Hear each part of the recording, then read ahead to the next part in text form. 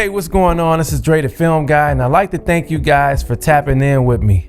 So I recently did a video, and it was titled, My Life as a YouTuber with Under 200 Subscribers. And I talked about the highs and lows of just getting started out on YouTube. I talked about how it can be discouraging because, you put all this time and preparation into a post, and like myself, I'm coming with the audio, Sony FX3 Amaran lights, brainstorming what I'm gonna talk about, and then it gets no engagement. And so that could be a little bit discouraging. But I wanna let you know that when I did that post, I was at 175 subscribers, and I aired that post 4 days ago.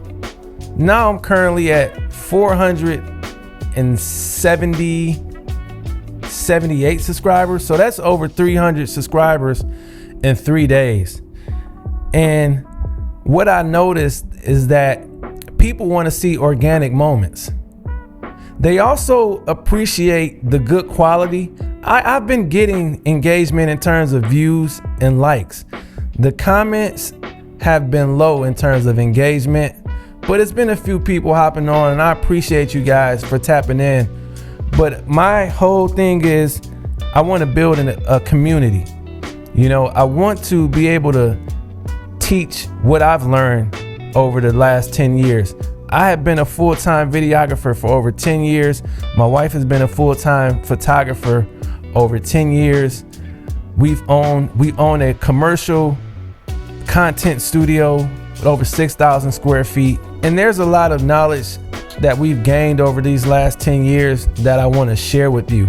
If you're looking to become full-time in your passion, I have some tips and some jewels that you could apply to your life, to your situation. Another thing I noticed with my, what works for me is that people want to see you in your natural self. So the way I'm talking to you is the same way that I talk to my friends. I'm not on here reading from a chat GPT script and, I'm kicking it with you. So what do I do when it's time for me to plan out what I'm going to do? I'll strategize what I'm going to do, and, I'll go, brainstorm shot lists and bullet points. But for the most part, I do what I'm doing now, and that's just talking to you.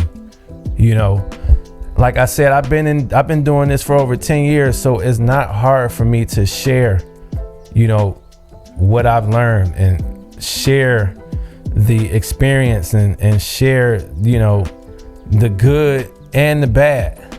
Another thing is I did a video, and it's about me transforming an area and making it our dedicated podcast studio. And I did it in 2 days.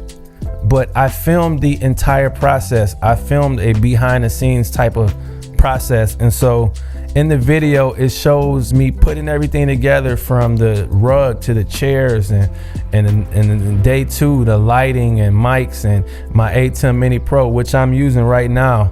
I'm recording this live on the switcher.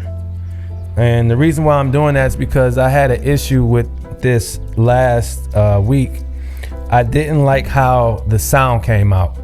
Now, I don't use the sound on the ATEM. If I'm using my VM40, I'll get the audio off of there and then line everything up. But in terms of my cameras and this thing changing the camera angles for me, I'm recording live, so I don't have to go back in and, edit everything down.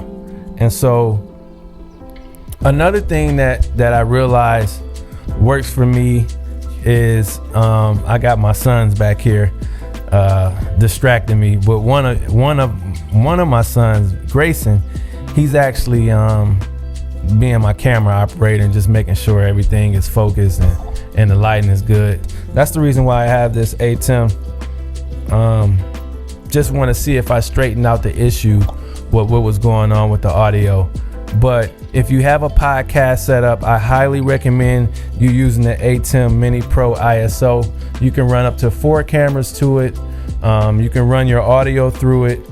You got your HDMI out, which is what you would use for like your monitor, and then you have your USB-C out, which you could use to record live. And I actually got my hard drive, my SSD sitting right here.